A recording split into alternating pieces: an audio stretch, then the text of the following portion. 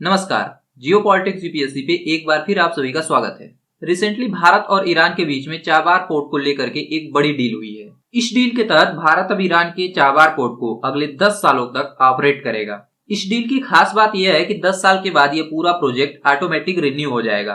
यानी ये जो 10 साल का टाइम पीरियड है जैसे ही पूरा होता है तैसे ही एक बार फिर ये पूरी डील रिन्यू हो जाएगी। यानी उसके बाद अगले 10 सालों के लिए फिर से भारत इस चाबार पोर्ट का मैनेजमेंट संभालता रहेगा और हर 10 साल में ये जो डील है वो ऑटोमेटिकली ही रिन्यू होती रहेगी। ये जो डील भारत के द्वारा ईरान के साथ साइन किया गया है इसमें आपको भारत की डिप्लोमेसी देखने को मिलेगी, क्योंकि जहां ईरान के इस पोर्ट को भारत सरकार के पीएसयू के द्वारा संभाला जाएगा, मैनेज किया जाएगा, तो वहीं जो इजराइल का हाइफा पोर्ट है उसको अडानी ग्रुप के द्वारा मैनेज किया जा रहा है। तो यहाँ पर देखिए, इजराइल और ईरान दोनों एक दूसरे के धुर विरोधी देश हैं, लेकिन इन दोनों देशों के पोर्ट्स को भारत के द्वारा संभाला जा रहा है। और इसी पोर्ट डील को लेकर के भारत को अमेरिका की धमकी आई है कि यदि भारत ईरान के साथ बिजनेस डील साइन करता है तो उसको अमेरिका के सैंक्शंस का सामना करना पड़ेगा।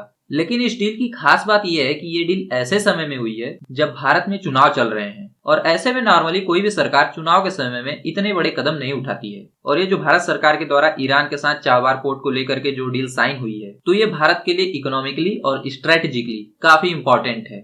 तो ये किस तरीके से भारत के लिए इम्पोर्टेंट है और अमेरिका इससे क्यों चिढ़ा हुआ है, समझते हैं इस टॉपिक को इस वीडियो में डिटेल से। लेकिन आगे बढ़ने से पहले यदि आपने अभी तक हमारे चैनल को सब्सक्राइब नहीं किया है तो हमारे चैनल को सब्सक्राइब करना न भूलिएगा, साथ ही साथ बेल आइकन को भी प्रेस करना न भूलिएगा। तो ये जो ईरान का चाबार पोर्ट है वो ईरान के सिस्तान बलोचिस्तान प्रांत में स्थित है। ये चाइना और पाकिस्तान के द्वारा डेवलप किए जा रहे ग्वादर पोर्ट से केवल 80 किलोमीटर की दूरी पर स्थित है। तो ये जो डील भारत और ईरान के बीच में साइन हुई है इसके तहत भारत और ईरान मिलकर के इस पोर्ट के डेवलपमेंट के लिए $370 मिलियन खर्च करेंगे। इसमें से $120 मिलियन भारत की इंडियन पोर्ट्स ग्लोबल लिमिटेड के द्वारा इन्वेस्ट किया जा रहा है इस पोर्ट में, जो कि इस पूरे पोर्ट को ऑपरेट करेगी। साथ ही साथ $250 मिलियन का भारत की तरफ से ईरान को लाइन ऑफ क्रेडिट भी दिया गया है, जिसका ईरान इस पोर्ट के डेवलपमेंट में उपयोग करेगा। अब देखिए, ये जो पूरा पोर्ट है वो भारत के लिए इतना इम्पोर्टेंट इसलिए है कि इस पूरे एरिया से इस पोर्ट के थ्रू भारत का एक इकोनॉमिक कॉरिडोर गुजरता है जिसका नाम है international north south transport corridor. इस कॉरिडोर के जरिए Bharat Iran, Afghanistan, central Asia और रसिया तक अपना पहुंच बनाना चाहता है। तो इसलिए ये जो पूरी डील है वो भारत के लिए काफी इंपॉर्टेंस रखती है, क्योंकि लंबे समय से भारत अफगानिस्तान और सेंट्रल एशिया के रीजन से दूर रहा है। और उसका कारण यह है कि भारत को इस पूरे रीजन में अपने पकड़ को बनाने के लिए कोई निश्चित और सुरक्षित रास्ता मिल नहीं पाया, क्योंकि भारत ने कई बार प्रयास किया पाकिस्तान से कि भारत पाकिस्तान के थ्रू सेंट्रल एशिया और अफगानिस्तान तक अपनी पहुंच बना सकता है, लेकिन पाकिस्तान इन सब चीजों को लेकर के इतना सीरियस नहीं है। वो भारत को पाकिस्तान के थ्रू अफगानिस्तान और सेंट्रल एशिया में जाने का रास्ता नहीं देना चाहता है, और यदि दे भी दे तो दोनों देशों के बीच में रिलेशन कब खराब हो जाए उसका कोई भरोसा नहीं है, और ऐसे में इस रास्ते का बंद होने का खतरा हमेशा बना रहेगा। तो भारत के लिए जरूरी था कि भारत एक ऐसा परमानेंट रास्ता निकाले जिसमें पाकिस्तान का कोई रोल न हो और भारत अपनी पहुंच अफगानिस्तान, सेंट्रल एशिया और रूस तक बना सके। तो इसके लिए भारत और रूस की तरफ से एक कॉरिडोर बनाने का प्रयास किया जा रहा है जिसका नाम है international north south transport corridor, जिसके तहत ये पूरा कॉरिडोर भारत से होते हुए ईरान के चाबार पोर्ट और ईरान से अर्मेनिया और रूस की तरफ जाता है। तो वहीं यह ईरान को अफगानिस्तान से रोड और रेल लिंक के जरिए जोड़ते हुए सेंट्रल एशिया की तरफ जाता है। तो भारत के द्वारा ये जो कदम उठाए गए हैं पाकिस्तान को पूरी तरीके से बाईपास करते हुए सेंट्रल एशिया तक अपनी पहुंच बनाने की, इससे जो चीन के द्वारा पाकिस्तान में ग्वादर पोर्ट को डेवलप किया जा रहा है तो इससे उसका महत्व लगभग खत्म हो जाएगा, क्योंकि पाकिस्तान का जो ग्वादर पोर्ट है वो चीन के द्वारा सीपेक प्रोजेक्ट के लिए डेवलप किया जा रहा है, और सीपेक प्रोजेक्ट में इतनी बाधाएं हैं कि वो कभी चालू होने वाला है ही नहीं। तो इस तरीके से भारत ने पाकिस्तान को इस पूरे एरिया से आउट कर दिया है। अब ये जो भारत के द्वारा ईरान के साथ जो चाबार पोर्ट को मैनेज करने की डील साइन हुई है और ईरान से जो भारत एक ट्रांसपोर्ट कॉरिडोर को विकसित कर रहा है, उसके पीछे भारत के इकोनॉमिक और स्ट्रेटेजिक दोनों कारण हैं। जहां इस कॉरिडोर के जरिए भारत इकोनॉमिक तौर पे सेंट्रल एशिया, अफगानिस्तान और रूस के साथ इंगेज होना चाहता है, तो वहीं स्ट्रेटेजिकली भारत ने पाकिस्तान को इस पूरे गेम से आउट किया। इसके अलावा भारत इस पूरे रीजन में एक और चीज कर रहा है, वो है भारत की एनर्जी सिक्योरिटी। आप सभी जानते हैं कि भारत अपनी जरूरत का 85% क्रूड ऑयल और गैसेस दुनिया के अन्य देशों से इंपोर्ट करता है, लेकिन ये जो सेंट्रल एशिया, ईरान और रूस का जो रीजन है वो ऑयल एंड नेचुरल गैस से भरा हुआ है। जबकि भारत इस रीजन से फिलहाल के समय में यदि रूस को छोड़ दिया जाए तो भारत सेंट्रल एशिया और ईरान से कोई भी ऑयल या नेचुरल गैस को इंपोर्ट नहीं करता है। तो इस कॉरिडोर को डेवलप करने का मकसद एक ये भी है कि भारत की जो एनर्जी रिक्वायरमेंट है इस पूरे रीजन के जरिए उसको भी सिक्योर किया जाए। आने वाले समय में आप देखेंगे जैसे जैसे ये कॉरिडोर ओपन होगा तैसे तैसे भारत रूस, सेंट्रल एशिया और ईरान से इस पूरे रूट के थ्रू अपनी एनर्जी रिक्वायरमेंट को भी पूरी करने की कोशिश करेगा। आप सभी ने तापी गैस पाइपलाइन के बारे में सुना होगा, जिसको ताजिकिस्तान से शुरू होना था, जो अफगानिस्तान से होते हुए पाकिस्तान और फिर भारत में आना था। लेकिन पाकिस्तान की वजह से ये जो पूरा रूट है वो अभी भी अधर में लटका हुआ है। तो फिलहाल ये तापी गैस पाइपलाइन शुरू नहीं होने वाला जब तक भारत पीओके को अपने कब्जे में नहीं ले लेता है। तब तक के लिए ये जो कॉरिडोर है ये भारत की काफी सहायता करने वाला है। इस कॉरिडोर के जरिए भारत रूस, सेंट्रल एशिया और ईरान से अपनी जरूरत का ऑयल एंड गैस हासिल कर सकता है। इसके अलावा भारत के लिए अफगानिस्तान, जो भारत का एक पड़ोसी देश है, वो काफी इंपॉर्टेंस रखता है। चूंकि भारत की सीमा अफगानिस्तान से लगती है और अफगानिस्तान भारत का एक पड़ोसी देश है, तो अब जो भारत का इंटरेस्ट है वो अफगानिस्तान और सेंट्रल एशिया के रीजन में बढ़ने वाला है। तो ऐसे में भारत पाकिस्तान को बाईपास करते हुए ईरान के जरिए अफगानिस्तान तक अपनी पहुंच बना रहा है। साथ ही साथ भारत का सेंट्रल एशिया में पहुंच बनाने के पीछे एक मकसद ये भी है कि अभी ये जो सेंट्रल एशिया का रीजन है जो ज्यादातर चीन के इन्फ्लुएंस में है, तो इस पूरे रीजन में भारत चीन के इन्फ्लुएंस को कम करना चाहता है। क्योंकि फिलहाल इस पूरे रीजन में चीन इकलौता ऐसा देश है जिसकी पहुंच इस सेंट्रल एशिया के रीजन में बहुत अच्छे से बनी हुई है, जिसको लेकर के रूस भी चिंतित है। तो ऐसे में जब एक नया प्लेयर सेंट्रल एशिया में आएगा और भारत रूस के साथ मिलकर के सेंट्रल एशिया के रीजन में अपनी पकड़ को मजबूत करने का कोशिश करेगा, तो इससे निश्चित तौर से चीन को टक्कर मिलने वाली है और चीन का इन्फ्लुएंस इस पूरे रीजन में कम होने वाला है। जो रूस भी चाहता है कि चीन का इन्फ्लुएंस सेंट्रल एशिया में इतना न बढ़ जाए कि चीन रूस के लिए ही खतरे पैदा करने लगे। तो ऐसे में ये रूस के लिए भी अच्छा है कि भारत सेंट्रल एशिया के रीजन में चीन को बैलेंस करने की कोशिश करे। इसके अलावा आप सभी जानते हैं कि ये जो भारत का नॉर्थ साउथ ट्रांसपोर्ट कॉरिडोर है, ये जिन देशों से होकर के गुजरता है उसमें से एक देश है अर्मेनिया, जिसको भारत और ईरान दोनों ही मिलिटरीली सपोर्ट करते हैं। भारत के द्वारा हाल ही के समय में अर्मेनिया को बहुत सारे वेपन्स की डिलीवरी हुई है और ये जो डिलीवरी हुई है वो ईरान के रास्ते से ही हुई है। क्योंकि ये जो अर्मेनिया और अजरबैजान का युद्ध चल रहा है इस पूरे रीजन में, उसमें ईरान भी अर्मेनिया का ही सपोर्ट करता है। तो ऐसे में ये जो भारत के द्वारा ईरान के साथ पोर्ट डील साइन की गई है, तो ये अर्मेनिया के लिए खास तौर से भारत के लिए महत्वपूर्ण हो जाता है। क्योंकि इस पूरे रीजन में भारत का इंटरेस्ट बहुत ज्यादा बढ़ चुका है और जिस स्ट्रेटजी के तहत भारत अर्मेनिया को सपोर्ट कर रहा है उसमें इससे और ज्यादा मदद मिलेगी। इसके अलावा इसमें एक महत्वपूर्ण चीज ये है कि इससे भारत और रूस का जो रिलेशन है, चाहे वो इकोनॉमिक टर्म में हो चाहे डिफेंस के टर्म में हो, ये बहुत ज्यादा बढ़ने वाला है। और रूस के साथ भारत अपने रिलेशन को बढ़ा करके अमेरिका और चीन दोनों को बैलेंस करने की कोशिश करेगा। क्योंकि भारत ये नहीं चाहता है कि रूस पूरी तरीके से चीन के खेमे में चला जाए और ऐसे में भारत यहाँ पर बैलेंस बनाने की कोशिश कर रहा है। साथ ही साथ रूस को भी भारत की ही जरूरत है, क्योंकि रूस चीन के ऊपर पूरी तरीके से डिपेंडेंट होकर के नहीं रह सकता है। और ऐसे में सेंट्रल एशिया के रीजन में चीन के इन्फ्लुएंस को कम करने के लिए और रूस की इकोनॉमी में चीन के इन्फ्लुएंस को कम करने के लिए ये रूस के लिए महत्वपूर्ण है कि वो भारत के साथ अपने रिलेशन को बढ़ाए, वो भारत के साथ अपने रिलेशंस को और मजबूत करे।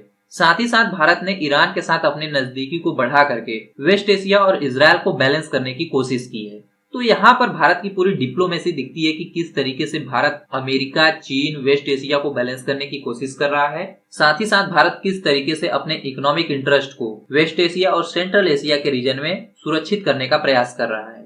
लेकिन जैसे ही भारत के द्वारा ईरान के साथ ये चाबहार पोर्ट की डील साइन की जाती है, तैसे ही अमेरिका की तरफ से एक स्टेटमेंट आता है और उसमें ये कहा जाता है कि भारत ईरान के साथ अपनी नजदीकी न बढ़ाए, क्योंकि यहाँ पे अमेरिका के द्वारा भारत के ऊपर सैंक्शंस भी लगाए जा सकते हैं। अब यहाँ पे देखिए अमेरिका का चिढ़ना लाजिमी था, क्योंकि पिछले कुछ समय से अमेरिका के द्वारा जो भारत के ऊपर दबाव बनाने का प्रयास किया जा रहा है उसमें अमेरिका सफल हो नहीं पा रहा है। और ऐसे में जब भारत के द्वारा ईरान के साथ डील को साइन किया गया है और उस डील के तहत भारत न सिर्फ ईरान के साथ अपनी नजदीकियों को बढ़ा रहा है बल्कि रूस के साथ भी अपने रिलेशन को और मजबूती दे रहा है, तो ऐसे में अमेरिका की तरफ से ये स्टेटमेंट लाजमी ही था।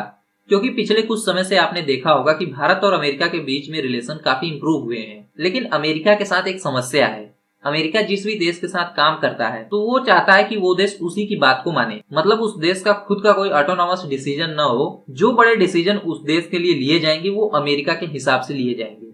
अब अमेरिका का भारत के साथ पंगा यहीं पर शुरू होता है, क्योंकि भारत की जो फॉरेन पॉलिसी है वो अमेरिका के हिसाब से नहीं चलती है। क्योंकि भारत जो भी पॉलिसी बनाता है, जो भी निर्णय लेता है, वो भारत और भारतीय लोगों को ध्यान में रख करके लिया जाता है। इसमें अमेरिका का ध्यान नहीं रखा जाता है। इसलिए अमेरिका को दिक्कत है भारत से कि भारत बिना अमेरिका के परमिशन के ये कर ले रहा है, वो कर ले रहा है। भारत अमेरिका को साइड लाइन करके अपनी एनर्जी सिक्योरिटी के ऊपर ध्यान दे रहा है, क्योंकि भारत अमेरिकी सैंक्शंस के धमकी के बावजूद यूक्रेन युद्ध के समय में भी रूस से क्रूड ऑयल का इंपोर्ट किया।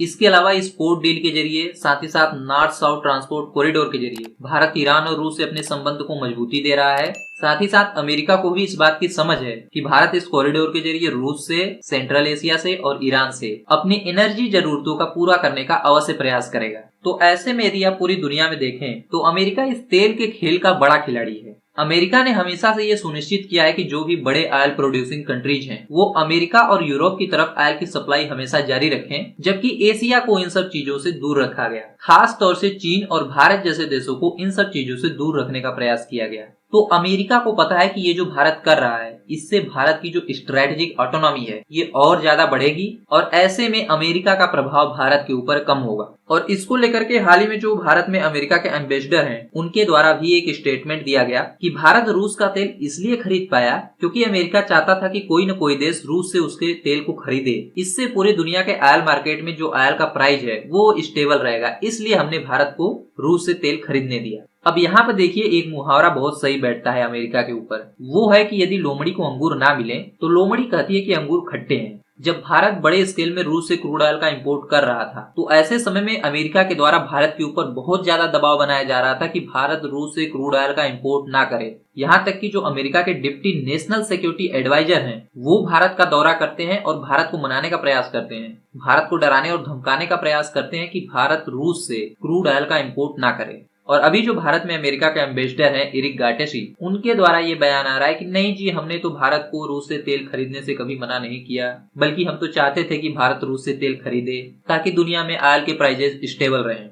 तो ये सब कुछ है। इसके अलावा भारत को इन्फ्लुएंस करने के लिए भारत के खिलाफ जो अमेरिका का एक प्रोपेगेंडा चल रहा है, ये जो पूरा खालिस्तान को लेकर के इशू चल रहा है, जिसमें आपने देखा कि कनाडा की तरफ से भारत के ऊपर आरोप लगाए गए कि कनाडा में एक आतंकवादी को मारा गया जिसमें भारत सरकार की इन्वॉल्वमेंट है। इसके अलावा इस बीच में अमेरिका भी कूदता है कि अमेरिका में जो एक आतंकवादी है गुरुपतवंत सिंह पन्नू, उसको मरवाने का प्रयास किया जा रहा है जिसमें भारत सरकार के कुछ ऑफिशियल्स इन्वॉल्व हैं। तो ये जो पूरा प्रोपेगेंडा वेस्टर्न कंट्रीज के द्वारा चलाया जा रहा है भारत के अगेंस्ट, खास तौर से फाइव आइज ग्रुप के द्वारा, जो भारत के ऊपर एक दबाव बनाने की कोशिश है, क्योंकि अब कश्मीर का मुद्दा तो इन सब के हाथ से चला गया है। तो आप देख रहे होंगे कि केवल इन्हीं देश में, खास तौर से कनाडा में, अमेरिका में और ऑस्ट्रेलिया में और ब्रिटेन में, इन्हीं सब देशों में ये खालिस्तानी ऑर्गेनाइजेशंस काम कर रही हैं। इन सब के पीछे भी अमेरिका का ही हाथ है और अमेरिका भारत पर दबाव बनाने के लिए ये पूरा इशू क्रिएट किया हुआ है।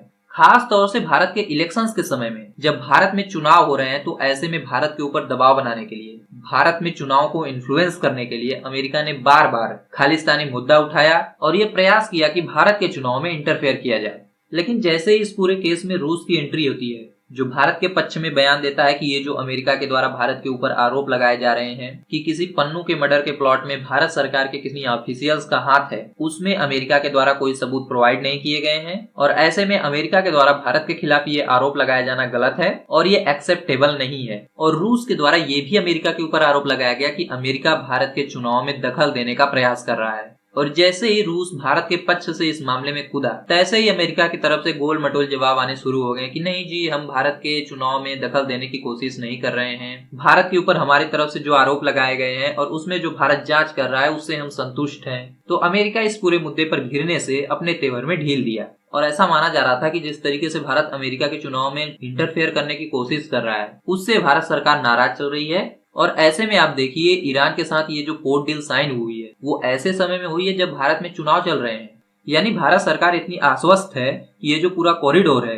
जैसे ही चुनाव संपन्न होता है तैसे ही इस पूरे कॉरिडोर को ओपन भी किया जा सकता है। यानी जल्द ही आप देखेंगे कि ये जो नॉर्थ साउथ ट्रांसपोर्ट कॉरिडोर है ये भारत से रूस और सेंट्रल एशिया के बीच में शुरू हो सकता है, क्योंकि इस पूरे रूट को शुरू करने के लिए ऑलरेडी ट्रायल किया जा चुका है और इस ट्रायल में रूस से भारत को एक कंसाइनमेंट भी भेजा गया था इस पूरे रूट को चेक करने के लिए ये पूरा रूट किस तरीके से काम कर रहा है और क्या इस रूट में कोई समस्या तो नहीं है।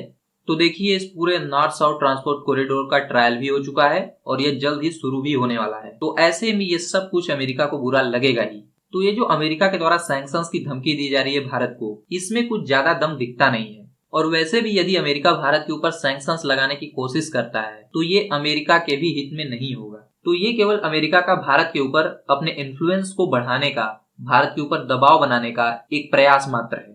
तो फिलहाल इस वीडियो में इतना ही। आई होप कि आपको समझ में आया होगा कि ये जो भारत के द्वारा डील की गई है भारत के लिए इकोनॉमिकली और स्ट्रेटेजिकली कितना महत्वपूर्ण है। फिलहाल इस पे जो आपके विचार हैं कमेंट में लिखना न भूलिएगा। और जाने से पहले यदि आप हमारे चैनल पर नए हैं और आपने अभी तक हमारे चैनल को सब्सक्राइब नहीं किया है तो हमारे चैनल को सब्सक्राइब करना ना भूलिएगा। साथ ही साथ बेल आइकन को भी प्रेस करना ना भूलिएगा। मिलते हैं एक नए वीडियो में, तब तक के लिए नमस्कार।